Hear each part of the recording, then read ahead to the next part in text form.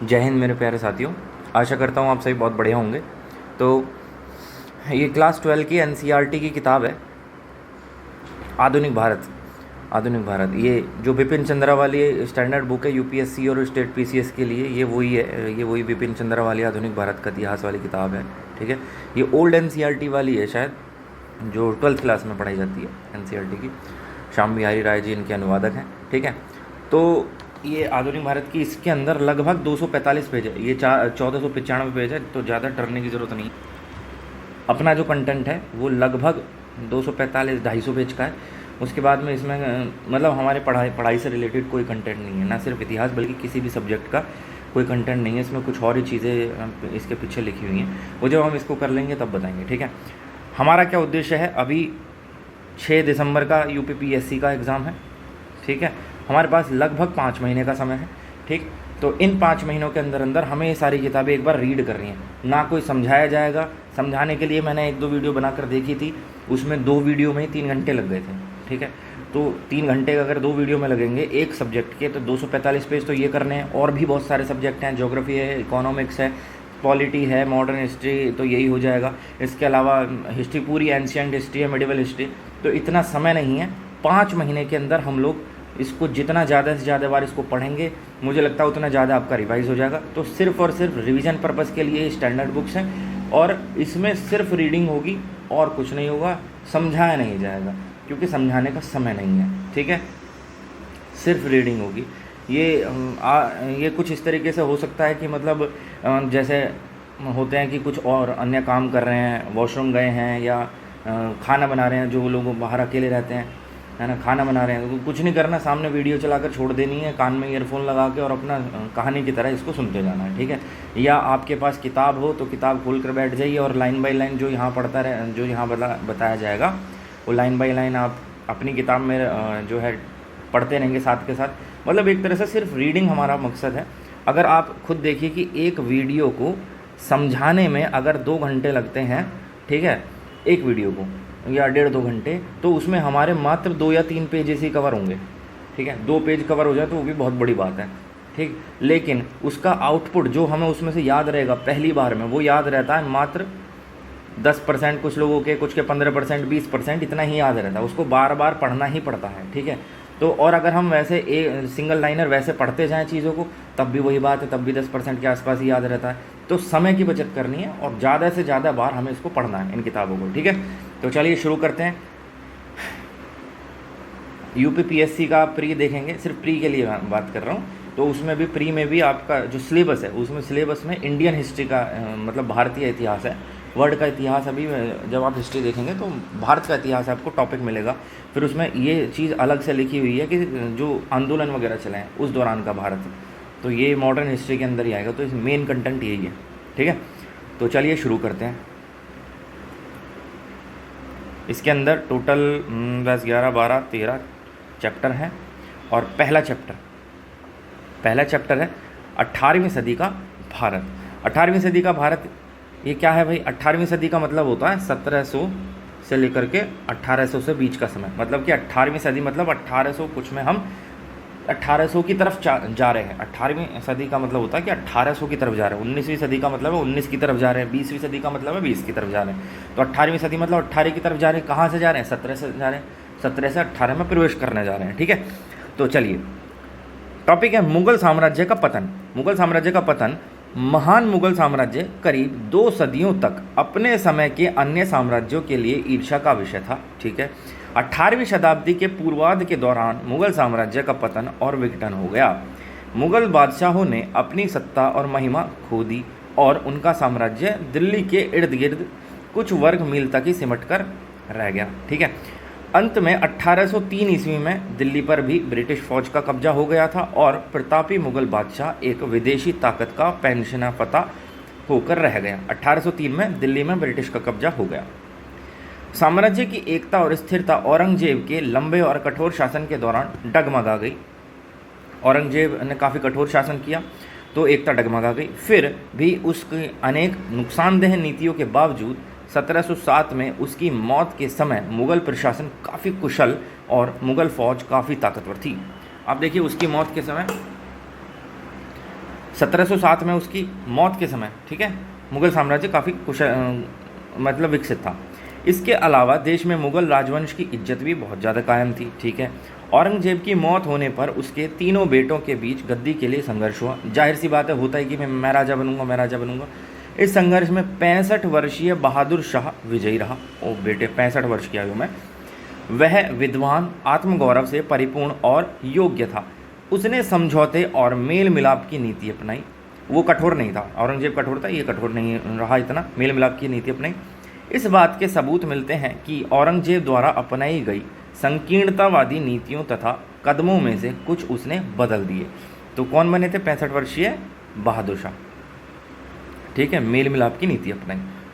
अब उसके बाद में उसने हिंदू सरदारों, राजाओं के प्रति अति सहिष्णुतापूर्ण रुख अपनाया।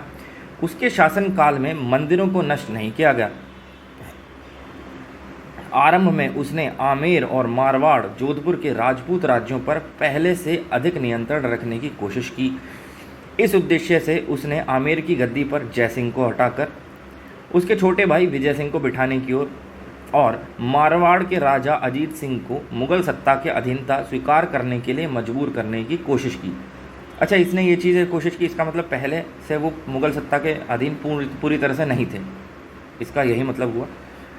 उसने आमेर और जोधपुर शहरों में फौजी डेरा जमाने की कोशिश भी की थी, किंतु इसका कड़ा प्रतिरोध हुआ। शायद इसी वजह से उसे अपनी गलत कार्यवाही का एहसास हुआ। उसने दोनों राज्यों से तुरंत ही समझौता कर लिया। वैसे समझौता उदारतापूर्ण नहीं था। राजा जय सिंह और राजा अजीत सिंह को अपने राज्य तो फिर से मिल गए, लेकिन जो उच्च मंसूबों और मालवा और गुजरात जैसे महत्वपूर्ण सूबों के सूबेदारों के ओहदों की मांग जो थी उनको नहीं माना गया।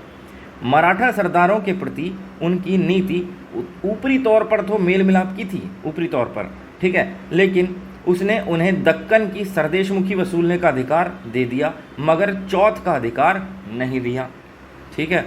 चौथ होता है 1/4 हिस्सा, 1/4 जो टैक्स के रूप में वसूलना था, और सरदेशमुखी होता है जहाँ जो इनके मतलब वंशानुगत भूमि वगैरह थी ना इनकी, मराठाओं की, ठीक है, तो उससे वो कर वसूलते थे उससे कुछ, तो ये सरदेशमुखी उसके तो वसूली की इजाज़त दे दी थी, लेकिन चौथ की इजाज़त नहीं दी थी, तो उससे वो पूरी तरह संतुष्ट नहीं हुए। बहादुर शाह ने साहू को मराठाओं का विधिवत राजा नहीं माना। साहू वो था जिसको इसने औरंगजेब ने बंदी बना रखा था, ठीक है, ये इसने फिर इसको छुड़ाया, और जो वहाँ ऑलरेडी थे राजा, तो भाई ये कि मैं राजा, तो इनके बीच में आपस में ही लड़ाई चलने लगी। इस प्रकार उसने मराठा राज्य के ऊपर आधिपत्य करने के लिए जो ताराबाई जो उस समय जो है शासक कर रही थी, और साहू को आपस में लड़ाने के लिए छोड़ दिया। साहू जेल से छूटे, ताराबाई ये, तो कुछ समर्थक इसके थे, कुछ समर्थक इसके, लड़ने लग गए। तो नतीजा यह हुआ कि साहू और मराठा सरदार असंतुष्ट रहे और दक्कन अव्यवस्था का शिकार बन गया। जब तक मराठा सरदार आपस में और मुगल सत्ता के खिलाफ लड़ते रहे, तब तक शांति और व्यवस्था फिर से कायम नहीं हो सकी। बहादुर शाह ने गुरु गोविंद सिंह के साथ मेल मिलाप के संबंध स्थापित किए। गुरु गोविंद सिंह जी सिखों के 9वें गुरु। परंतु गुरु गोविंद सिंह की मृत्यु के बाद बंदा बहादुर के नेतृत्व में सिखों ने पंजाब में बगावत का झंडा बुलंद कर दिया। ये बंदा बहादुर जी कौन थे? ये इनके स्टूडेंट थे।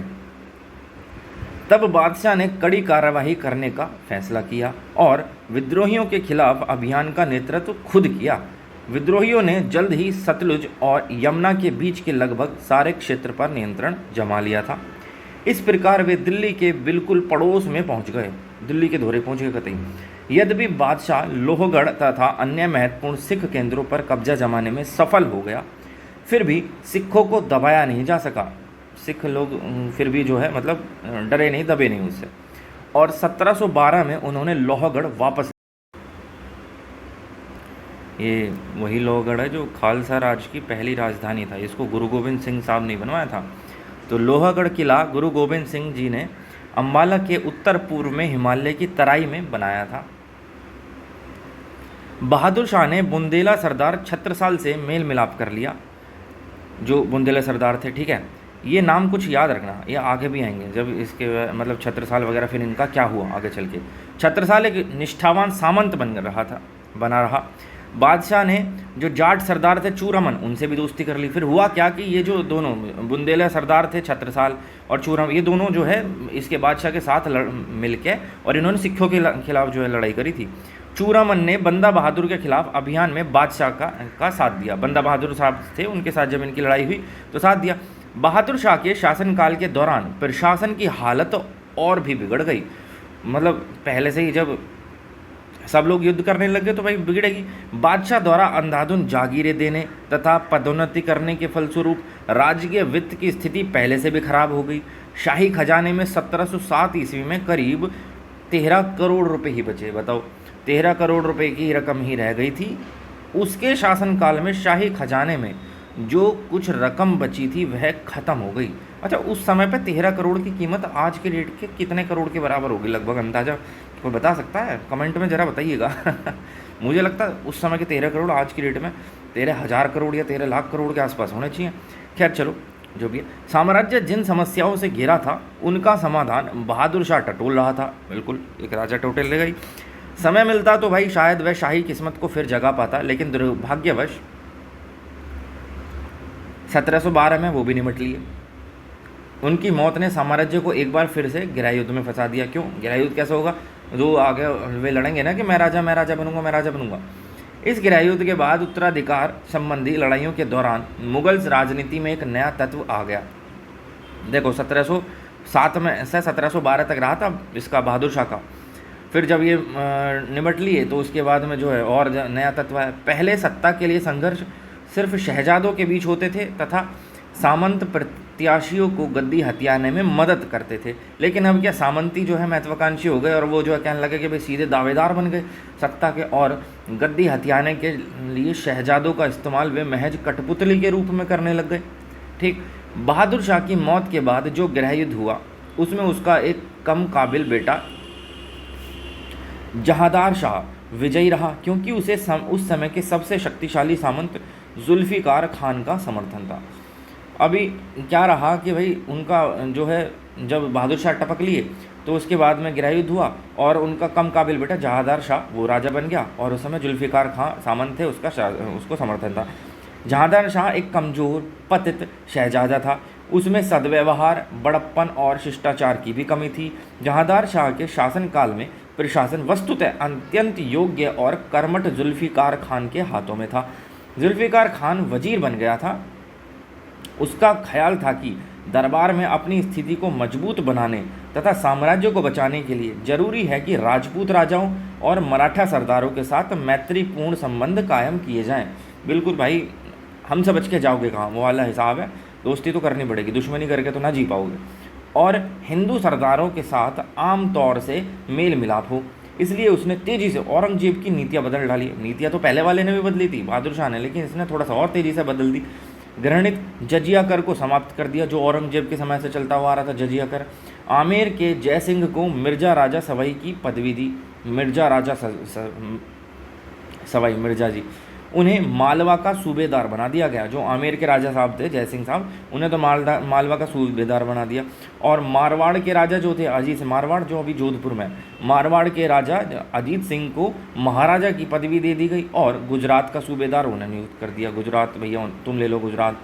जुल्फ़िकार खान ने पहले ही उस गैर सरकारी व्यवस्था की पुष्टि कर दी जो दक्कन में उसके सहायक दाऊद खान पत्नी ने 1711 में मराठा राजा साहू के साथ में की थी। तो जो एक गैर सरकारी व्यवस्था चलती है दक्कन में, उसके सहायक दाऊद खान की पत्नी ने 1711 में मराठा साहू के साथ करी थी, उसकी मतलब पुष्टि कर दी उसने जुल्फ़िकार खान। इस व्यवस्था के अनुसार मराठा शासक को दक्कन की चौथ, जो पहले आपको याद हो चौथ वसूलने का अधिकार नहीं दिया गया था, वह भी चौथ भी वहाँ की वसूल चौथ और वहाँ की सरदेशमुखी इस शर्त पर दे दी गई। चौथ भी दे दी, सरदेशमुखी भी दे दी, लेकिन शर्त क्या थी भाई कि वसूली तो हमारे लोग ही करेंगे, हमारे मुगल साम्राज्य के लोग ही करेंगे, मुगल अधिकारी, लेकिन जब जो भी वसूली करके पैसा आएगा वो तुम्हें दे दिया जाएगा और फिर मराठा अधिकारियों को दे देंगे। जुल्फ़िकार खान ने चूरामल जाट और छत्रसाल बुंदेला के साथ भी मेल मिलाप कर लिया। इसने सबके साथ दोस्ती कर ली। जो जुल्फ़िकार खान थे इसने मराठाओं के साथ दोस्ती कर ली, उधर राजपूतों के साथ दोस्ती कर ली, इधर फिर ये तो ऑलरेडी दोस्त थे चूरामल जाट और छत्रसाल बुंदेल। केवल सिखों के साथ उसने दोस्ती नहीं की, केवल बंदा बहादुर और सिखों के प्रति उसने दमन की नीति जारी रखी। भाई बड़ा इन पर अत्याचार किया इन लोगों ने। जागीरों और ओहदों की अंधाधुंध वृद्धि पर रोक लगाकर जुल्फिकार खान ने साम्राज्य की वित्तीय हालत को सुधारने की कोशिश करी। जो पहले 13 करोड़ रुपए रह गए थे 1707 ईस्वी के आसपास, तो वो इन्हें सुधारने की कोशिश करी। उसने मनसबदारों को अधिकृत संख्या में फौज रखने के लिए मंजूर करने की भी कोशिश करी। जो मनसबदार थे अधिकृत संख्या में फौज रखने के लिए कोशिश करी थी, मतलब मजबूर करने के लिए। उसने एक गलत प्रवृत्ति इजारा को बढ़ावा दिया। इजारा प्रथा थी, उसको बढ़ावा दे दिया, जैसा कि टोडरमल की भूराजस्व व्यवस्था के अंतर्गत था। उसी तरह निश्चित दर पर भूराजस्व वसूलने के बाद सरकार ने इजारेदारों, लगान के ठेकेदारों और बिचौलियों के साथ यह करार करना आरंभ कर दिया कि वे सरकार को एक निश्चित मुद्रा राशि दें और किसानों से जितना लगान वसूल कर सकें वो उतना कर लें। वो उनकी मर्जी है, उस पर सरकार का कोई भी जो है रोक टोक नहीं होगी। बस हमें इतनी मुद्रा राशि देते रहें। मान लो हमें 2 रुपये महीना देते रहो और तुम सरकार से 200 लो, 2000 लो, 2 लाख लो, 2 करोड़ लो, अपने को कोई फ़र्क नहीं पड़ता है इससे। तो अब भैया उससे क्या होगा, इसने ऐसी राशि बिचौलिए, जो बिचौलिए होते हैं ना, बीच में ठेकेदार हो गए, कॉन्ट्रैक्टर हो गए, इन लोगों से इस तरीके की इसने वो जो है कर ली साठ गांठ। अब उसने किसानों का उत्पीड़न जो है बढ़ गया। जाहिर सी बात है बढ़ता ही। बारिश आ गई क्या? वाह भाई, बारिश आ गई। आज जाके बरसी है, रात में भी बरसी थी और अभी फिर बरसी है। आज क्या तारीख है? 21 जून। बताओ, पिछली साल मई में ही मानसून आ गया था यहाँ बम्बई के अंदर। मई के पहले हफ्ते में बारिश होने लगी थी। अब 21 जून को पहली ठीक ठाक बारिश पड़ी है, थोड़ी बहुत बूंदाबांदी तो हो गई थी। खैर, अनेक शाही सामंतों ने जुल्फिकार खान के विरुद्ध षड्यंत्र किया। इससे भी बुरी बात यह हुई कि बादशाह ने उसे अपना विश्वास और सहयोग पूरी तरह नहीं दिया। जो जुल्फिकार खान साम थे ना साहब, तो जुल्फिकार खान जो था, बादशाह का भी उसे समर्थन नहीं था पूरी तरह से विश्वास। बादशाह के भी कान भरते होंगे ना, और उसके खिलाफ जो है षड्यंत्र भी होने लगे। बेईमान कृपा पात्र लोगों ने जुल्फिकार खान के खिलाफ बादशाह के कान भरे। ये देखे, उसे कहा गया कि उसका वजीर बहुत ही ताकतवर और महत्वाकांक्षी होता जा रहा है और वह खुद बादशाह का तख्ता पलट कर सकता है। अब बादशाह के तो जो भाई वो तो डर गया कि भाई ऐसा तख्ता पलट कर देगा तो वो क्यों उसे पूरा समर्थन देगा बादशाह। कायर बादशाह की हिम्मत ही नहीं हुई कि ताकतवर वजीर को बर्खास्त कर सके। लेकिन उसने क्या करा, उसने सीधे सीधे बर्खास्त नहीं करा, उसने उसे गुप्त रूप से वजीर के खिलाफ षड्यंत्र करना शुरू कर दिया। स्वस्थ प्रशासन के लिए इससे बढ़कर विध्वंसकारी कार्य और कुछ हो ही नहीं सकता। जब राजा जो है वो ही वजीर के खिलाफ हो जाए तो भाई फिर तो वो प्रशासन, वो जो साम्राज्य वो ज़्यादा दिनों तक टिक नहीं पाता। जहांदार शाह का यशहीन शासन जल्द ही जनवरी 1713 में आगरा में उसके अपने भतीजे फर्रुखसियार के हाथों में हार जाने से समाप्त हो गया। यहाँ ऐसे ही चलता रहा भाई। राजा महाराजा जितने भी थे, कोई भी धर्म, कोई भी समाज के, ठीक है। ये कहानियाँ अक्सर हमें सुनने को मिलती हैं कि किसी के भैया ने मार दिया, किसी के बेटे ने मार दिया, किसी के भतीजे ने मतलब इस तरीके की कहानियाँ गद्दी को हासिल करने के लिए, ठीक है। और ये कहानियाँ आज भी चलती हुई, आज भी गद्दी के लिए पता नहीं किस किस को मरवा दिया जाता है, किसको मतलब क्या क्या क्राइम करवा दिए जाते होंगे। तो खैर, फर्रुखसियार को अपनी जीत सैयद बंधुओं अब्दुल्ला खान और हुसैन अली खान बारह के कारण मिली। देखो, ये जो फर्रुखसियार था ना, इसके साथ दिया सैयद बंधु ने। ये सैयद बंधु बहुत ताकतवर थे, इन्होंने अच्छों की छुट्टी कर दी थी सैयद बंधु ने। लेकिन बाद में भाई अंत सभी का होता, तो इनका भी अंत हो गया था, ठीक है। तो भाई इस तरीके से शुरुआत हुई। 1707 में जब औरंगजेब जी मरे, बहादुर शाह आए, तो औरंगजेब जी क्यों बोल रहा हूँ यार मैं इसके लिए, औरंगजेब टपका तो 1707 में फिर जो है बहादुर शाह है, फिर 1712 तक चले, फिर 1713 में जो है फर्रुखसियार वगैरह ये सब चीज़ें होने लगी, ठीक है। तो अपन कितने पेज कर चुके हैं देखो, अभी तक लगभग 20 मिनट का समय हुआ है, 18-19 मिनट का, और हमारा जो है 3 पेज हो गए। और अगर मैं इसको ऐसे डिटेल में समझाने लगता है ना, तो अब तक 20 मिनट में हम हो सकता है पहले पेज पे पड़े होते, ठीक है। तो ये एक अंतर होता है, ठीक है। चलिए, अच्छा ये कहाँ थे हम? 3 पेज हो चुके हैं, ठीक। हाँ, हुसैन, ये सैयद ब्रदर अब्दुल खान और हुसैन अली खान 12 के कारण मिली। इसलिए अब्दुल्ला खान को वजीर का पद और हुसैन अली खान को मीर बख्शी का ओहदा मिला। जो अब्दुल्ला खान था उसको तो वजीर बना दिया और इसे हुसैन अली खान को मीर बख्शी बना दिया, मीर बख्शी। अब देखो, ये दोनों के दोनों भाई थे, सैयद ब्रदर, इनकी इतनी चली तो क्या है ना कि जहाँ को निकल जाओ वहाँ से हवाई का रुख बदल गया, काइंड ऑफ, ये किंग मेकर टाइप के। ठीक है, जल्द ही राजकाज में दोनों भाइयों का बोलबाला हो गया। फर्रुखसियार में शासन करने की क्षमता तो थी नहीं। ठीक है, फर्रुखसियार भी ऐसे ही था जैसे पुराना वाला था। ठीक है, तो वह कायर था, क्रूर था, अविश्वसनीय था और बेईमान भी था फर्रुखसियार। इसके अलावा वह नालायक, मुंह लगे लोगों तथा चापलूसों के असर में आ जाता होते हैं ना चाटने वाले कुछ लोग, तो उन लोगों ने दो तारीफ़ कर दिया है जी फर्रुखसियार तो जो है पेड़ पर चढ़ गया। ठीक है, तो अपनी कमजोरियों के बावजूद फर्रुखसियार सैयद बंधुओं को बेरोक-टोक काम करने देने के लिए तैयार नहीं था। इसने भी वही, जैसे वो क्या था कि पहले वाले में वजीर को पूरा समर्थन नहीं मिला, ऐसे फर्रुखसियार ने भी भाई, तो इसके साथ भी वही होगा, बल्कि वह अपनी व्यक्तिगत सत्ता कायम करना चाहता था, व्यक्तिगत सत्ता। ठीक है, दूसरी ओर सैयद बंधुओं का पक्का विश्वास था कि केवल उनके हाथों में वास्तविक सत्ता आने तथा बादशाह के नाम मात्र के शासक होने पर ही प्रशासन ठीक ढंग से चलाया जा सकता है, साम्राज्य का अपकर्ष रोका जा सकता है और उनकी अपनी स्थिति सुरक्षित रखी जा सकती है। इस तरह बादशाह फर्रुखसियार और उसके वजीर तथा मीर बख्शी के बीच सत्ता के लिए एक लंबा संघर्ष आरंभ हो गया। जैसे वो पिछले वाले राजा के साथ हुआ था ऐसे इसके साथ हो गया भाई, लेकिन इसमें अंतर ये है, उसमें वजीर मार दिया गया था, इसमें जो है वजीर जीत जाएगा। आरंभ हो गया। सालों तक कृतज्ञ बादशाह ने दोनों भाइयों को उखाड़ फेंकने के लिए षड्यंत्र किए, लेकिन हर बार भाई असफल रहा। ठीक है, हर बार। आखिरकार सैयद बंधुओं ने 1719 में, देखो बात कहाँ से शुरू हुई थी, 1713 से जो है फर्रुखसियार को बिठाया था सैयद बंधुओं ने, और 1719 6 साल लग गए, 6 साल तक ये राजा वाजा षड्यंत्र करते रहे। आखिरकार फाइनली हुआ क्या कि भाई सैयद बंधुओं ने 1719 में उसे गद्दी से उतार दिया और मार डाला। अब भाई जब तुम राजा को मारोगे चौड़े में तो जनता तो बगावत करेगी, तो उसके बाद क्या हो, उसकी जगह उन्होंने बड़ी जल्दी बारी बारी से 2 युवा शहजादों को गद्दी पर बिठा दिया। अब फर्रुखसियार को मारा, फर्रुखसियार के बाद में 2 युवा शहजादे और थे। ठीक है, फर्रुखसियार के पुत्र होंगे, उनमें दोनों को बिठाया, दोनों के दोनों को टीबी की बीमारी हो रखी थी, दोनों जल्दी निपट लिए। उसके बाद सैयद बंधुओं ने एक 18 साल के मोहम्मद शाह को हिंदुस्तान का बादशाह बनाया। ये जो मोहम्मद शाह था 18 वर्षीय, ठीक है, एक वो पहले बहादुर शाह आया था, एक अभी 18 वर्षीय मोहम्मद शाह आया। तो भाई इसने क्या काम किया, फर्रुखसियार के तीनों उत्तराधिकारी सैयद बंधुओं के हाथ की कठपुतली मात्र थे। जो तीनों उत्तराधिकारी पहले आए, 2 वो भाई आए थे, ठीक है, उससे पहले फर्रुखसियार था, अब ये मोहम्मद शाह, ये भी कठपुतली मात्र ही होगा जब इन्होंने इसे बिठाया तो। ठीक है, यहाँ तक कि लोगों से मिलने जुलने और घूमने फिरने तक की व्यक्तिगत आज़ादी पर भी सैयद बंधुओं का नियंत्रण था। इस प्रकार 1713 में से 1720 में उनके उखाड़ फेंके जाने तक राजकीय प्रशासन में सैयद बंधुओं की चलती रही। 1713 से लेकर 1707 साल तक इन्हीं लोगों की सैयद बंधुओं की चलती रही थी। सैयद बंधुओं ने धार्मिक सहिष्णुता की नीति अपनाई। उनका विश्वास था कि देश के राजकाज में हिंदू सरदारों और सामंतों को मुसलमान सामंतों के साथ मिलकर ही हिंदुस्तान का शासन सुव्यवस्थित रूप से चलाया जा सकता है। अच्छा, एक चीज़ आपने एक चीज़ में देखी, जो ये आए सैयद बंधु जो राजकाज ठीक से चला पा रहे थे, उनका भी यही विश्वास था कि भाई हिंदू और मुस्लिम दोनों एक गैल रहेंगे। इससे पहले जो आए उनका भी यही विश्वास था कि हिंदू मुस्लिम एक साथ रहो। ठीक है, लेकिन जो लोग थोड़े मतलब कम दिमाग टाइप के थे, उन्हें दोनों में दुश्मनी करवानी, और जो ये लोग थे जो सही चलाना चाह रहे थे उन लोगों को मरवा दिया, वजीर वगैरह को, और ये शासन फिर उभर ही नहीं पाया।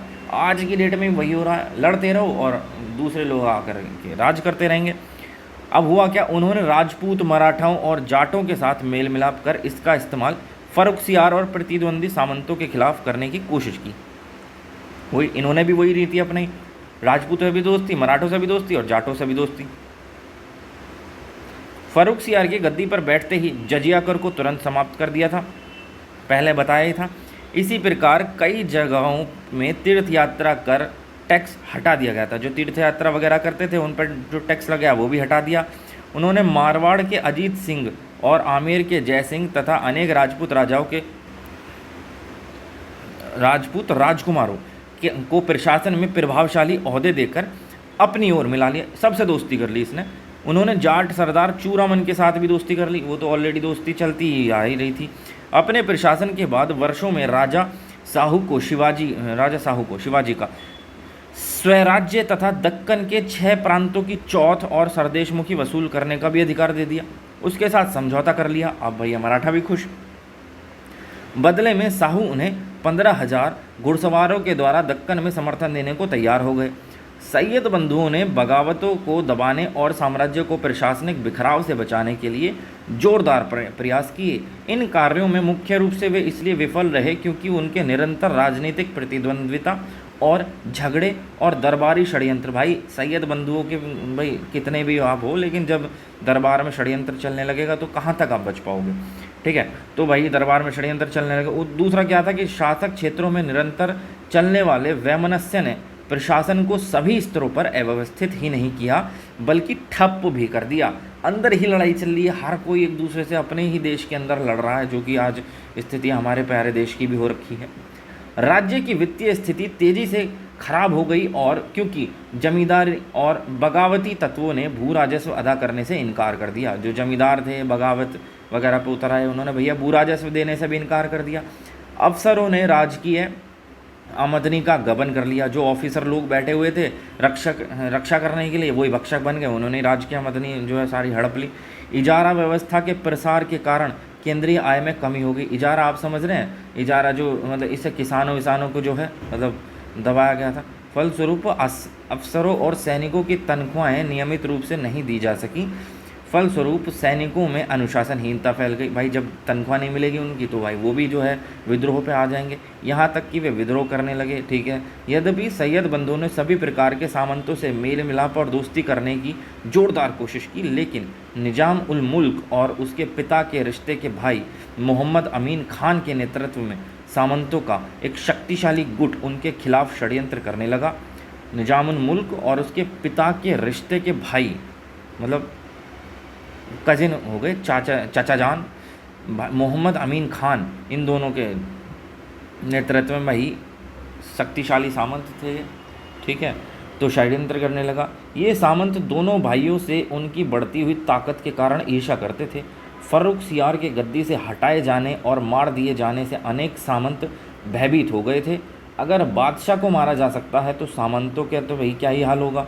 इसके अतिरिक्त बादशाह की हत्या जब की दोनों भाइयों ने तो जनता भी उनके खिलाफ हो गई। जनता में भी घृणा की एक लहर पैदा होगी, भाई हमारे राजा को मार दिया। तो लोग उन्हें विश्वासघाती के रूप में देखने लगे और नमक हराम कहने लगे। औरंगजेब के ज़माने के अनेक सामंत भी सैयद बंधुओं के राजपूत और मराठा सरदारों के साथ जो दोस्ती है उसको पसंद नहीं करते थे, और हिंदुओं के प्रति उदार नाती को भी उदार जो उनका मतलब नीति है उसको भी नापसंद करते थे। ठीक है, इन सामंतों ने घोषणा कर दी कि भैया सैयद बंधु मुग़ल विरोधी हैं, इस्लाम विरोधी हैं और इस्लाम विरोधी नीतियाँ अपना रहे हैं। अतः उन्होंने मुसलमान सामंतों में जो धर्मार्थ थे उन्हें सैयद बंधुओं के खिलाफ उभारने की कोशिश की। सब सैयद बंधुओं के खिलाफ सब हो गए, सब के सब। अंत में फिर इन्हें मार ही दिया गया। सैयद बंधु के विरोधी सामंतों को बादशाह मोहम्मद शाह का समर्थन मिला। वह दोनों भाइयों के नियंत्रण से अपने को मुक्त कराना चाहता था। जो बादशाह मोहम्मद शाह बने थे ना, वो 18 वर्षीय जो बादशाह बना था वो, उसका भी समर्थन मिल गया। वो क्या चाहता कि वे दोनों भाई जो हैं इन दोनों से अपने आप को कंट्रोल में नहीं रहना चाहता। फाइनली क्या हुआ कि 1720 ईस्वी में छोटे भाई हुसैन अली खान, दो भाई थे, हुसैन अली खान को जो है धोखे से मार दिया। अब जो अब्दुल्ला खान जो है, अब्दुल्ला खान से ने मुकाबला करने की कोशिश करी और वो भी आगरा के पास हरा दिया गया और मार दिया गया। ठीक है, तो बताओ हुसैन अली जब दो भाई जब तक थे साथ तब तक तो उनसे कोई भिड़ने की कोशिश भी ना करे। आप जब दोनों भाइयों में एक एक करके मार देंगे तो फिर तो भाई क्या ही होगा। इस प्रकार मुग़ल साम्राज्य पर सैयद बंधुओं का आधिपत्य खत्म हो गया, जो भारतीय इतिहास में राजा बनाने वाले के नाम से जाना जाता है। राजा बनाने वाले सैयद बंधु, किंग मेकर। मोहम्मद शाह का लगभग 30 साल 1719 से 1748 मोहम्मद शाह लंबा शासनकाल साम्राज्य को बचाने का आखिरी मौका था। ये जो मोहम्मद शाह 18 वर्षीय लड़का बैठा था ना, 1719 और 1748 तक चला, तो ये जो साम्राज्य को बचाने का आखिरी मौका था। शाही सत्ता में 1707 से 1720 के काल में जिस तरह के फेरबदल हुए थे उस तरह के फेरबदल अब नहीं हुए।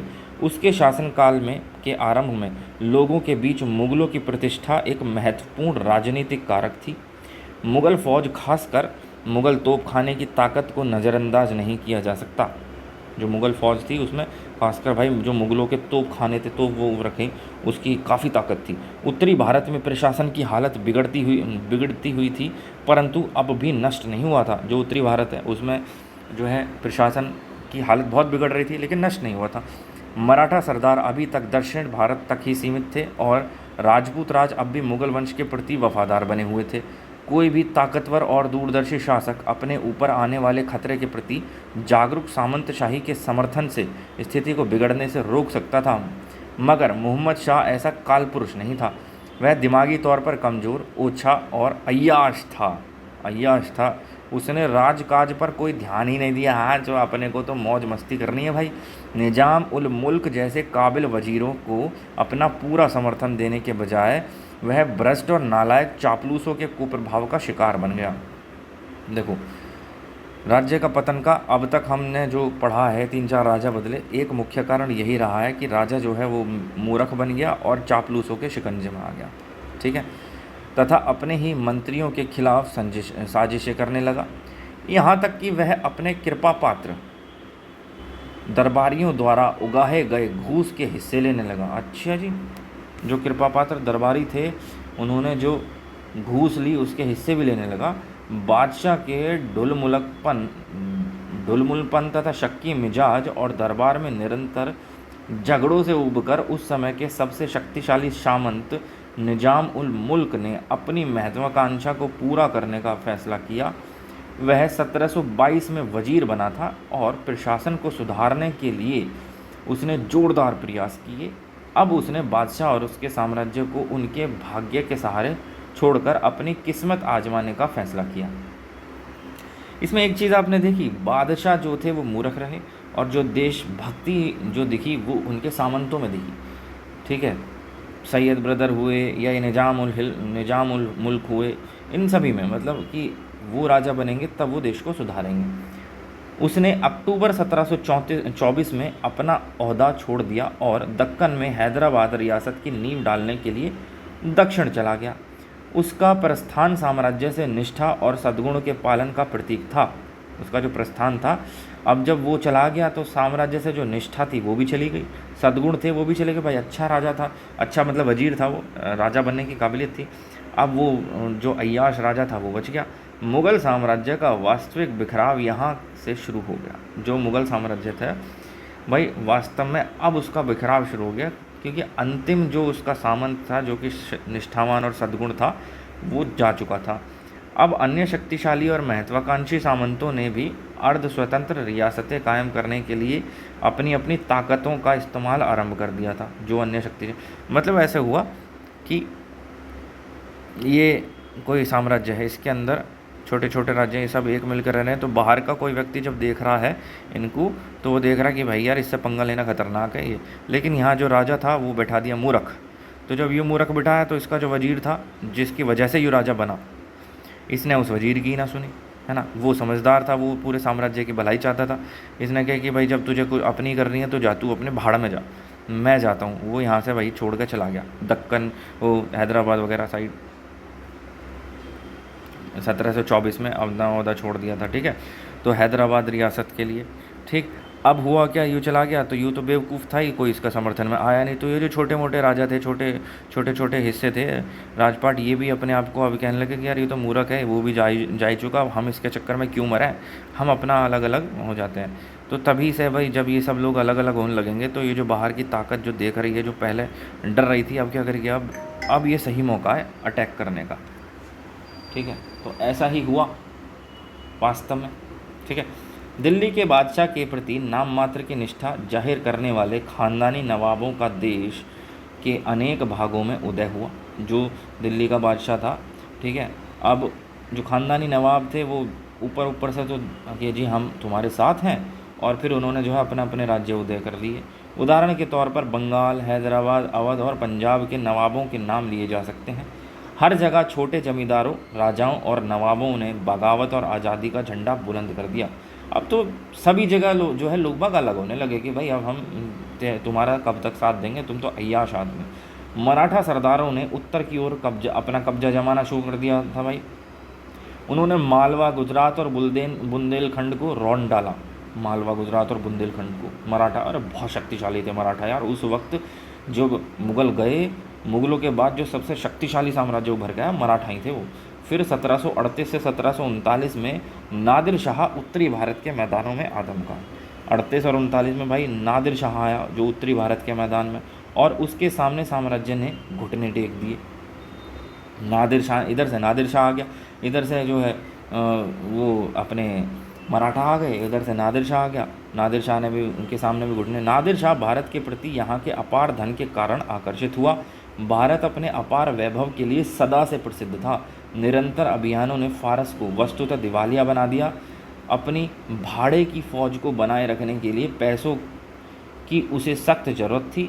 भारत से लूटा गया धन इस समस्या का एक हल हो सकता था नादिर शाह के अनुसार। साथ ही मुग़ल साम्राज्य की प्रत्यक्ष कमजोरी ने इस प्रकार की लूट खसोर की संभावना को बढ़ा दिया। वही कि पहले ये एक था, ठीक है, पहले ये एक था तो किसी की हिम्मत नहीं, अब जो टूटने लगे तो इसे पता चला नादिर शाह को, अच्छा टूट गए, आ जाओ बेटा। तो ऐसा ही कुछ हुआ, ठीक है। वह 1738 के अंतिम दिनों में बिना किसी विरोध का सामना किए भारतीय इलाके में घुसा है। ओ भाई साहब, 1738 में कोई विरोध ही नहीं हुआ उसका, ठीक है। वर्षों से उत्तर पश्चिम सीमा की सुरक्षा पर कोई ध्यान नहीं दिया गया था। जब तक दुश्मन ने लाहौर पर कब्जा नहीं कर लिया तब तक खतरे की पूरी तरह महसूस नहीं किया गया। दिल्ली की सुरक्षा के लिए तब जल्दी जल्दी तैयारी की गई, मगर गुटबाजी के शिकार सामंतों ने दुश्मन को दरवाजे पर खड़ा देख कर भी एक सूत्रबद्ध होने से इनकार कर दिया। दुश्मन दरवाजे पर खड़ा, लेकिन ये सामंत जो है अपने अलग अलग, भाई हम नहीं एक होंगे। वे सुरक्षा की योजना या सुरक्षा फौजों के सेनापति के नाम पर सहमत नहीं हो सके। फूट, अयोग्य नेतृत्व और आपसी द्वेष तथा परस्पर अविश्वास का परिणाम हार के सिवाय और क्या होता। दोनों फौजों के बीच 13 फरवरी 1739 को करनाल में मुकाबला हुआ। दोनों फौज भाई, आक्रमणकारी ने मुग़ल फौज को जोरदार शिकस्त दी। बादशाह मुग़ल शाह को बंदी बना लिया। अब बेटे और कर ले, बन गया ना बंदी, जब तो अय्याशी में डूब रहा था अपनी। और नादिर शाह दिल्ली की ओर बढ़ा। नादिर शाह ने भाई बादशाह को हरा दिया 1739 में, ठीक है। करनाल का युद्ध के नाम से जाना जाता है। किस किस के बीच हुआ था 1739 में? नादिर शाह और मुग़ल बादशाह मोहम्मद शाह के बीच। नादिर शाह ने शाही राजधानी के नागरिकों के भयंकर कत्लेआम का हुक्म दे दिया। ओहो भाई, नादिर शाह तो बहुत खतरनाक आदमी था। ऐसा उसने अपने कुछ सैनिकों की हत्या का बदला लेने के लिए किया। लोभी आक्रमणकारी ने शाही खजाने और शाही संपत्ति को हथिया लिया। उसने प्रमुख सामंतों से नजराना वसूल किया तथा दिल्ली के धनी लोगों को लूटा। अनुमान किया गया है कि उसने कुल मिलाकर 70 करोड़ रुपए का माल लूटा। ओहो, 70 करोड़ रुपए लूट लिए उस समय पे 1739 ईस्वी में। उसने अपने राज्य में 3 सालों तक बिल्कुल कोई कर नहीं लगाया। वह प्रसिद्ध कोहिनूर हीरा तथा शाहजहां का रत्न जड़ित मयूर सिंहासन तख्ते ताउस को भी ले गया। कौन लेके गया था भाई? ठीक है, तो तख्ते ताउस वगैरह भाई साहब, ये तो नादिर शाह तो बड़ा ख़तरनाक आदमी था भाई। नादिर शाह ने तो जो है हालत ही ख़राब कर दी। कोहिनूर हीरे को भी यूँ ले गया और जो है शाहजहां का रत्न जड़ी मयूर सिंहासन तख्ते ताउस को भी ले गया। उसने मोहम्मद शाह को सिंधु नदी के पश्चिम के साम्राज्य इलाकों को उसे दे देने के लिए मजबूर किया। मोहम्मद शाह जो था, जो पहले राजा था, अब तो उसे हरा दिया भाई। उस पर हराने के बाद में उसे मजबूर किया भाई, जो अपने पश्चिम के साम्राज्य के इलाके हैं वो भी उसे दो। नादिर शाह के आक्रमण ने मुग़ल साम्राज्य को भारी नुकसान पहुंचाया। मुग़ल साम्राज्य की प्रतिष्ठा को अपूरणीय क्षति पहुंची और मराठा सरदारों और विदेशी कंपनियों को साम्राज्य की छिपी हुई कमजोरी का पता लग गया। कुछ समय के लिए केंद्रीय प्रशासन पूरी तरह लकवाग्रस्त हो गया था भाई। जब इतना नादिर शाह, पहला अटैक तो नादिर शाह ने ही करा भारत पे, ये मुग़ल साम्राज्य के दौरान, और उसके बाद तो भाई सब लोगों को पता चल गया कि ये हवा का गुब्बारा था, फूटना था, फूट गया। आक्रमण ने शाही वित्त व्यवस्था को तहस नहस कर दिया और देश के आर्थिक जीवन पर बुरा प्रभाव डाला। कंगाल सामंतों ने किसानों से मनमाना लगान वसूलना और उन्हें पहले से अधिक उत्पीड़न करना शुरू कर दिया, जिससे वे अपनी खोई हुई दौलत वापस पा सकें। मतलब फिर तो इसने बोल ही दिया कि कत्लेआम करो, फिर तो इंसान थोड़ी ना समझे जाएंगे, वो तो फिर कीड़े मकोड़े और गाय भैंस बकरी भेड़ बकरी समझे जाएंगे, चिकन समझा जाएगा। तो भाई अधिक आमदनी वाली जागीरों और ऊंचे ओहदों के लिए वे पहले की अपेक्षा अधिक दुस्साहसपूर्वक आपस में लड़ने लगे। काबुल और सिंधु नदी के पश्चिम के इलाकों को खोकर साम्राज्य ने एक बार फिर उत्तर पश्चिम के आक्रमणों का खतरा पैदा कर दिया। अब जब आपस में ही लड़ रहे हैं, ठीक है, पहले कम लड़ते थे, अब तो सीधे सीधे ही लड़ने लग गए। तो उसमें हुआ क्या कि काबुल नदी और सिंधु नदी जो थी उसका पश्चिम का इलाका भी खो दिया उन्होंने, ठीक है। अब जब उसके पश्चिम का इलाका खो जाएगा तो उत्तर पश्चिम से जो अटैक होंगे उनसे वो भी खतरा बढ़ गया। सुरक्षा की एक महत्वपूर्ण पंक्ति लुप्त हो गई। वस्तुतः यह बड़े आश्चर्य की बात है कि नादिर शाह के चले जाने के बाद लगा कि साम्राज्य में अपनी कुछ शक्ति फिर वापस आ रही है। हालांकि उसके कारगर नियंत्रण में पहले से ही कम क्षेत्र रह गया था, परंतु यह पुनर्जीवन भ्रामक और सतही था। मतलब नादिर शाह तो आया, सब कुछ लूट खसूट करके और मार मूर के सब कत्लेआम मचा के, उसने पता नहीं महिलाओं के साथ भी कितना बदसलूकी करी होगी, सब चीज़ें रेप वगैरह सब, ठीक है। अब ये सब वो अपना आके राक्षसपना दिखा के और चला गया। जब वो गया तो बचा तो कुछ नहीं था, लेकिन काफ़ी कुछ भी बच गया था। थोड़ा बहुत इलाका बचा तो उनको लगा कि हाँ चलो यार हमारा पुनर्जन्म टाइप का हुआ है, हम बच गए। तो वर्ष 1748 में जब मोहम्मद शाह मर गया तो मोहम्मद शाह के मरने के बाद बेईमान और सत्ता के भूखे सामंतों के बीच कटु संघर्ष। फिर वही हुआ कि नादिर शाह चला गया, फिर आपस में ये जो छोटे मोटे सामंत थे वही आपस में एक दूसरे से लड़ने लग गए, यहाँ तक कि गृह युद्ध भी छिड़ गया। इतना ही नहीं, उत्तर पश्चिम में सुरक्षा की व्यवस्था कमज़ोर हो जाने के कारण साम्राज्य अहमद शाह अब्दाली के बार बार आक्रमणों के तहस नहस होता रहा। अब जो उत्तर पश्चिम में सुरक्षा की व्यवस्था कमज़ोर होगी, बताया था कि काबुल और जो नदी थी उधर उस पे जो अटैक हो गए, वहाँ से भी मतलब अपना हिसाब किताब हटा लिया गया। जब वो असुरक्षित हो गया तो उत्तर पश्चिम साइड से जो है अटैक होने लगे। अहमद शाह अब्दाली आ गया। फिर अहमद शाह अब्दाली नादिर शाह के सबसे काबिल सेनापतियों में से एक था। उसने बार बार अटैक करा और सब कुछ तहस नहस कर दिया। काबिल सेनापति था नादिर शाह का। उसने अपने स्वामी के मरने के बाद अफ़गानिस्तान पर अपनी सत्ता कायम करने में सफलता प्राप्त कर ली, जो अहमद शाह अब्दाली था, ठीक है। अब्दाली ने 1748 से 1767 के बीच उत्तरी भारत खासकर दिल्ली और मथुरा पर बार बार आक्रमण किया, लूट खसोट किया। उसने 1761 में मराठा को पानीपत की तीसरी लड़ाई में हराया। 1761 में पानीपत की तीसरी लड़ाई, तो पानीपत का तीसरा युद्ध हुआ था 1761 में मराठा और अब्दुल शाह अब्दाली के बीच, ठीक है। तो तीसरी लड़ाई में हराया और इस तरह मराठों की इस महत्वाकांक्षा को बड़ा धक्का लगा कि वे मुगल बादशाह पर नियंत्रण रखेंगे तथा देश पर आधिपत्य कायम करेंगे। मगर उसने भारत में कोई नया अफगान राज कायम नहीं किया और वह और उसके उत्तराधिकारी पंजाब को भी अपने अधिकार में नहीं रख सके। पंजाब जल्द ही सिख सरदारों के हाथों में चला गया, ठीक है। उसने मराठाओं पे कब्जा कर लिया। तो मराठा जो थे वो काफ़ी शक्तिशाली हो गए थे। तो मराठाओं को लगा कि अब जो है मुग़ल साम्राज्य पर वो कब्जा कर लेंगे पूरी तरह, और जो है फिर भारत पर कब्जा कर लेंगे, भारत मतलब पूरे भारत पर आधिपत्य जमा लेंगे, ठीक है। लेकिन ऐसा नहीं हुआ। फिर पंजाब पर जो इसका अब्दाली का कब्जा था वो पंजाब नहीं ले सका, जल्दी पंजाब सरदारों के हाथों में चला गया। नादिर शाह और अब्दाली के आक्रमण तथा मुग़ल सामंतशाही के आपसी घातक झगड़ों के कारण 1761 तक मुग़ल साम्राज्य का अस्तित्व वस्तुतः एक अखिल भारतीय साम्राज्य के रूप में समाप्त हो गया था। 1761 तक तो मुग़ल साम्राज्य समाप्त सा ही हो गया था, वह केवल दिल्ली का राज्य रह गया। खुद दिल्ली में रोज़ दंगे और हंगामे नजर आने लगे। महान मुगलों के वंशज, या नहान लिख रहा है, महान मुगलों के वंशज अब भारतीय साम्राज्य के लिए संघर्ष में सक्रिय हिस्सा नहीं लेते थे। सत्ता के विभिन्न दावेदारों ने पाया कि उनके नाम पर संघर्ष चलाना राजनीतिक दृष्टि से फायदेमंद है। जो पहले महान मुग़ल हुए, जो मतलब ताकतवर लोग, ठीक है, इस किताब के अनुसार कि वे महान मुग़लों के जो वंशज थे, अब सत्ता के विभिन्न दावेदार जो थे उन्होंने पाया कि भाई उनके नाम पर संघर्ष चलाना राजनीतिक मतलब वही कि किसी का नाम लेके आपस में संघर्ष करवाते रहो, लड़वाते रहो, ठीक है, और राजनीतिक रोटी सेकते रहो, जैसा कि आज की डेट में होता ही है। भारत के अंदर भी क्या, भारत में ही हो रहा है।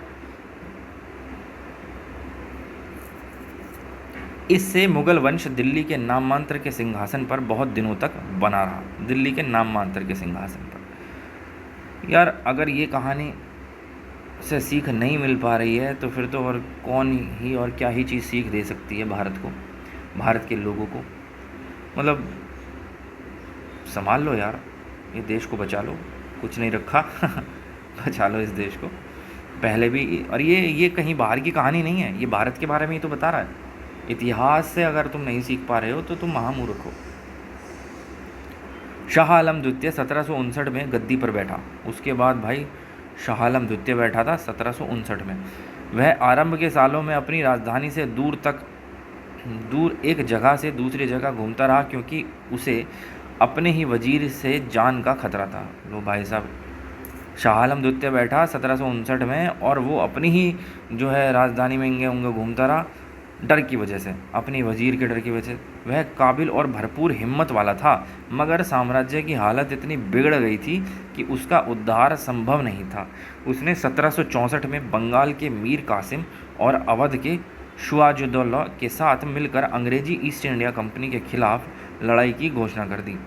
अब तो भाई जब अंग्रेज़ों ने एंट्री कर ही ली है तो अब तो क्या ही होगा तुम्हारा तो उसने बंगाल के मीर कासिम के साथ और अवध के जो शुजाउद्दौला थे उनके साथ मिलकर जो है 1764 ईस्वी में अंग्रेज़ों के खिलाफ जो है युद्ध छेड़ दिया शाह आलम द्वितीय ने।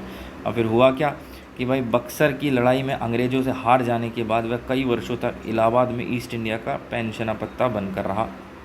बक्सर में हार गया वो, तो अंग्रेज़ों ने कब्जा कर लिया और जब पेंशन देते रहे, ले अब तू रिटायर हो जा, अब तू ज़्यादा उफान ही मत। वैसे उफनने लायक हमने छोड़ा भी नहीं है तुझे, ठीक है, पर फिर भी ज़्यादा चैचा पैपा करेगा तो फिर वही है कि कुछ ज़्यादा कर नहीं पाएगा, उखाड़ नहीं पाएगा, तो ज़्यादा क्या थोड़ा सा भी नहीं उखाड़ पाएगा। उसके बाद हुआ क्या कि वह 1772 में मराठों के संरक्षण में ब्रिटिश आश्रय छोड़कर दिल्ली लौटा। अंग्रेज़ों ने 1803 में दिल्ली पर कब्जा कर लिया। तब से लेकर 1857 तक मुग़ल वंश अंतिम रूप से ख़त्म हो गया। मुग़ल बादशाह अंग्रेज़ों के लिए केवल राजनीतिक मोहरा बने रहे। आप समझे कि कैसे आए? ये जो मैंने ऊपर आप लोग को बताया था कि ये जो बाहरी शक्तियाँ थी, नादिर शाह या अब्दाली या अंग्रेज़, ये तब तक डरे रहे जब तक ये एक दिखा रहा गुब्बारा, और जैसे ही ये फूटा लोग अलग होने लगे, तब इन्होंने जो है आकर के इन्होंने कब्जा कर लिया। ठीक है, तो ये रहा भाई। तो इसीलिए यार थोड़ा सीखो इतिहास से और इस देश को बचा लो। हर कोई बस लूटने में लगा हुआ, हर व्यक्ति जिसको जैसे मौका मिल रहा है वो लूट रहा है। जैसे भी बचा लो यार, इस देश को बचा लो आप प्लीज़। मुग़ल राजतंत्र 1759 के बाद फौजी ताकत नहीं रहा, तो भी वह इसलिए बना रहा कि भारत की जनता के दिमाग पर देश की राजनीतिक एकता के प्रतीक के रूप में उसका बड़ा प्रभाव था। जो मुग़ल राजतंत्र था वो 1759 के बाद में उसकी कोई फौजी ताकत नहीं थी, लेकिन फिर भी जो जनता की जो मतलब सामने उसकी इमेज थी वो एक ठीक ठाक हिसाब किताब रहा, उसका राजनीतिक एकता का प्रतीक रहा। मुग़ल साम्राज्य के पतन का सबसे महत्वपूर्ण नतीजा यह हुआ कि इसने ब्रिटिश सरकार शासकों के लिए भारत विजय का रास्ता आसान कर दिया। जो ब्रिटिश शासक थे वही हुआ, जैसा कि अभी बताया। भारतीय शक्तियों के बीच से कोई भी शक्ति महान मुग़लों की विरासत का दावा करने के लिए सामने नहीं आई। वे साम्राज्य को नष्ट करने के लिए पर्याप्त रूप से ताकतवर थी, मगर उसे एकता के सूत्र में बांधने या उसकी जगह पर कोई नई चीज़ लाने में समर्थ नहीं था। शक्तियाँ तो थी भारत के अंदर, जो ऑलरेडी राजा महाराजा लोग थे या जो शासक थे, सामंत थे, शक्ति थी, लेकिन वो सब आपस में ही लड़ रहे थे। जब तक वो एक थे, जब तक ब्रिटिश अंग्रेज़ों की औकात ही नहीं हुई। और आज भी देख लो, वही तो हो रहा है। वे ऐसी कोई नई समाज व्यवस्था नहीं बना सकी जो पश्चिम से आने वाले नए दुश्मन के सामने टिक सके। उनमें से सब उसी ठुंठ समाज व्यवस्था का प्रतिनिधित्व करती थी जिसके नेता मुग़ल थे। वही ठुंठ समाज का प्रतिनिधित्व। मतलब जब मुग़ल साम्राज्य जा रहा था या पतन हो रहा था, उस समय जो भी नए नए जो शक्तियाँ आई, जो बैठी, तो वो भी वही पुरानी जो पीढ़ियाँ, मतलब नियम या पुरानी शक्तियाँ जो पुराने तौर तरीके चलते हुए आ रहे थे, वो उसी को ही फॉलो करती रही। आगे कोई नई सोच नहीं आई कि भाई या उत्तर साइड से भी या किधर साइड से भी कोई अटैक कर दे तो उससे बचने के लिए कुछ, ठीक है। तो वह सब उन्हीं कमजोरियों का शिकार थीं जिन्होंने शक्तिशाली मुग़ल साम्राज्य को नष्ट कर दिया। तो भाई जब तुम तो अभी इतने शक्तिशाली हुए भी नहीं थे, जब इतना शक्तिशाली मुग़ल साम्राज्य ख़त्म हो गया तो तुम तो कुछ भी नहीं हो, वही कमजोरी तुम्हें भी ख़त्म कर देगी और बहुत जल्द। दूसरी ओर भारत का दरवाज़ा खटखटा रहे यूरोपवासी ऐसे समाज से आए थे जिसने एक बेहतर आर्थिक व्यवस्था का विकास किया था और जो विज्ञान और प्रौद्योगिकी में काफ़ी उन्नत, बहुत एडवांस थे। मुग़ल साम्राज्य के पतन की सबसे दुखद बात यह है कि उसकी जगह एक विदेशी शक्ति आई जिसने अपने हितों का ख्याल कर देश के शताब्दियों पुराने सामाजिक, आर्थिक और राजनीतिक ढांच की जगह एक औपनिवेशिक ढांचा स्थापित कर दिया। कितने पेज हो गए भाई? देखो हम 8वें पेज पर हैं और अभी लगभग 50 मिनट का समय हुआ है। और ये बात तो है, अगर इसको ऐसे डिटेल में एक एक शब्द करके समझने लगते तो अब तक 2-3 पेज ही हो पाते। तो जल्दी करने के लिए हमें 1 घंटे में अभी 10 पेज का टारगेट अगर हम लेके चलें, 8वें पे चल रहे हैं, चलिए देखते हैं कितने होते हैं। भारतीय राज्य और समाज, ठीक है। तो आपने देखा कि मुग़ल साम्राज्य का पतन देखा, उसके बाद में जो नई शक्तियाँ आई, यूरोपीय शक्तियाँ, उन्होंने देश को ना लेकर के अपने हित की सोची, क्योंकि अपने हित की सोचते, क्योंकि वो यहाँ के देश के निवासी तो थे नहीं। यहाँ देश के जो आज की डेट में देख लो भारत के लोगों को इन आज की डेट में जो स्थिति चल रही है भारत के लोगों की, उस वो मतलब अफसोस नहीं होता, मतलब शौक एक तरह से ना कि कोई शौक नहीं होता कि भाई किस तरीके से कंपनी ने आकर के देश पर कब्जा कर लिया। कोई देश ने अटैक नहीं किया था, सिर्फ एक छोटी सी कंपनी आई थी जो सिर्फ व्यापार करने के उद्देश्य से आने वाली थी और उसी ने आके कब्जा कर लिया देश पर, ठीक है। तो ये देश के हालात शुरुआत से ही ख़राब रहे हैं। मुग़ल साम्राज्य के धीरे धीरे कमज़ोर होने और पतन की ओर बढ़ने के साथ साथ स्थानीय राजनीति और आर्थिक शक्तियाँ सिर उठाने लगीं और अपना दबाव बढ़ाने लगीं। जैसा कि हमने ऊपर पढ़ा, 17वीं सदी के अंत और उसके बाद में राजनीति में ज़बरदस्त परिवर्तन हुए। 18वीं सदी के दौरान मुग़ल साम्राज्य और उसकी राजनीतिक व्यवस्था के खंडहर पर बड़ी संख्या में स्वतंत्र और अर्ध स्वतंत्र शक्तियाँ उठ खड़ी हैं, जो कि हम अब तक पढ़ चुके हैं। इसमें वही चीज़ें अब दोहराई जा रही हैं कि क्या क्या चीज़ें हुई। छोटे छोटे राज्य थे, छोटे छोटे शासक थे, सामंत थे, वो लोग शक्तियाँ थी, वो पहले जो एक सूत्र में बंधी थी, एक धागे में, वो अब खुल गई। वो कहने लगी अब हम स्वतंत्र होंगे। जैसे बंगाल हुआ, अवध हुआ, हैदराबाद हुआ, मैसूर, मराठा राजशाही इत्यादि। भारत पर अपना प्रभुत्व कायम करने के लिए अंग्रेज़ों को इन्हीं ताकतों पर विजय प्राप्त करनी पड़ी थी। वैसा इन्हें ताकत कहना तो ताकत की बेइज्जती होगी, क्योंकि ताकत एकता में होती है और ये लोग अलग हो चुके थे, मतलब ताकत नहीं रही थी इनमें, ठीक है। इनमें से कुछ राज्यों को उत्तराधिकार वाले राज्य कहा जा सकता है, जैसे अवध तथा हैदराबाद। मुग़ल साम्राज्य की केंद्रीय शक्ति के कमज़ोर होने पर मुग़ल प्रांतों के गवर्नरों के स्वतंत्र होने का दावा करने से इन राज्यों का जन्म हुआ। जब मुग़ल कमज़ोर हो गए तो सभी लोग अपना अपना शक्ति का इंडिपेंडेंट होने का दावा करने लगे। दूसरे मराठा, अफगान, जाट तथा पंजाब जैसे राज्यों का जन्म मुग़ल शासन के खिलाफ स्थानीय सरदारों, जमींदारों तथा किसानों के विद्रोह के कारण हुआ था। जो मराठा हुए, अफ़गान हुए, जाट हुए, पंजाब हुए, इन जैसे राज्यों का जो जन्म हुआ था, जब मुग़ल शासन ने किसानों को, ज़मींदारों को, सरदारों को परेशान करना स्टार्ट करा तो उन्होंने भी अपनी उनके खिलाफ आवाज़ उठाई, विद्रोह किया, बगावत की। तो न केवल 2 तरह के राज्यों की राजनीति कुछ हद तक भिन्न होती थी, बल्कि इन सब में आपस में स्थानीय परिस्थितियों के कारण भी अंतर था, ठीक है। स्थानीय परिस्थितियाँ भी अलग अलग थीं। फिर भी इसमें कोई आश्चर्य की बात नहीं कि मोटे तौर पर इन सभी का राजनीतिक और प्रशासनिक ढांचा तकरीबन एक सा ही था, लेकिन एक तीसरा क्षेत्र भी था। इनमें दक्षिण पश्चिम तथा दक्षिण पूर्व के समुद्री किनारे के इलाके तथा उत्तर पूर्वी भारत के क्षेत्र शामिल थे, जहां पर किसी भी रूप में मुग़ल प्रभाव नहीं पहुंच सका। कुछ ऐसा क्षेत्र भी था जहां मुग़ल प्रभाव पहुंचा ही नहीं। दक्षिण पश्चिम हो गया, दक्षिण पूर्व हो गया, इसके समुद्री इलाके, उत्तर पूर्वी भारत के क्षेत्र शामिल थे, ठीक है।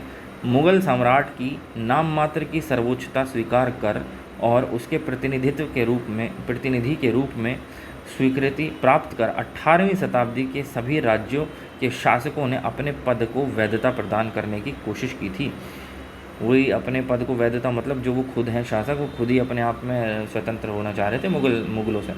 बहरहाल इनमें से लगभग सभी ने मुग़ल प्रशासन के तौर तरीके और उसकी पद्धति को अपनाया। पहले समूह में आने वाले राज्यों ने उत्तराधिकार के रूप में कार्यविधि, मुग़ल प्रशासक ढांचा और संस्थाओं को प्राप्त किया था। ठीक है, जो पहले समूह में आए थे। ठीक, जो दूसरे आए, दूसरों ने इनमें से अलग अलग मात्रा में थोड़ा थोड़ा बहुत परिवर्तन करा, इस ढांचे तथा इन संस्थाओं को अपनाया। जो दूसरे हैं उन्होंने थोड़ा परिवर्तन करके अपनाया, जिसमें मुग़ल शासकों की राजस्व व्यवस्था भी शामिल थी। इन राज्यों के शासकों ने शांति व्यवस्था बहाल की तथा व्यवहारिक, आर्थिक और प्रशासनिक ढांचा खड़ा किया।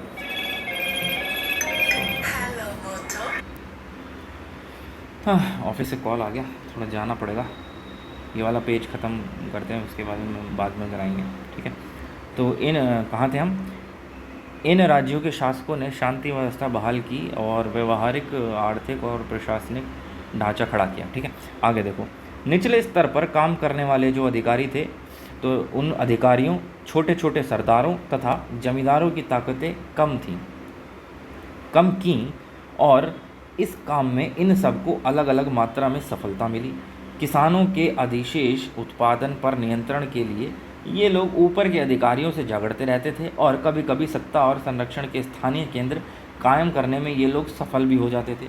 मतलब ये छोटे मोटे जैसे हो ना कि बच्चे लड़ रहे हैं, दौरानी जिठानी लड़ रही हैं, इस तरीके से आपस में कभी लड़ लिए, कभी कुछ कर लिया। ठीक है, तो छोटे मोटे राज्य थे। अब इनको क्या पता ऊपर बहुत बड़ी शक्ति बैठी हुई है इनके ऊपर, वो अंग्रेज, ब्रिटिश। अब वो आके इन सब की जो है तिया पाचा कर देंगे सबका। उन्होंने उन स्थानीय जमींदारों तथा सरदारों से भी समझौता किया तथा उनको अपने साथ किया जो शांति और व्यवस्था चाहते थे। आमतौर पर कहा जाए तो अधिकांश राज्यों में राजनीतिक अधिकारों का विकेंद्रीकरण हो गया और सरदारों, जागीरदारों और जमींदारों को इसके कारण राजनीतिक और आर्थिक शक्ति की दृष्टि से लाभ मिला।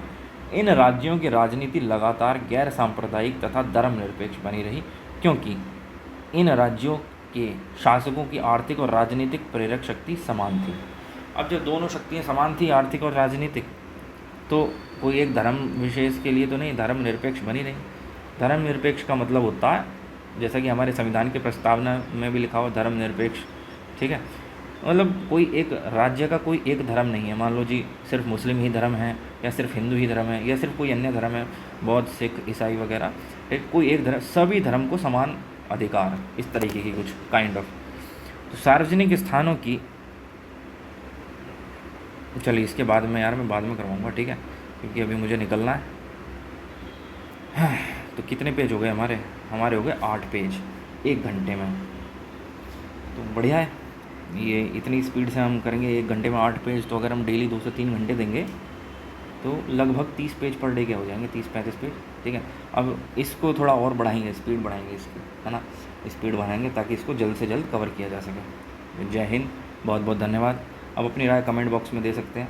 और मैं फिर से एक बात ये कहना चाहूँगा जो मैंने शुरू में कही थी कि ये वीडियो बनाने का मकसद ये नहीं है कि एक एक लाइन को बहुत अच्छे से डिटेल में समझाया जाए, या ये इतिहास है, इसमें समझने जैसा कुछ होता नहीं है जैसे मैथ या साइंस में होता है।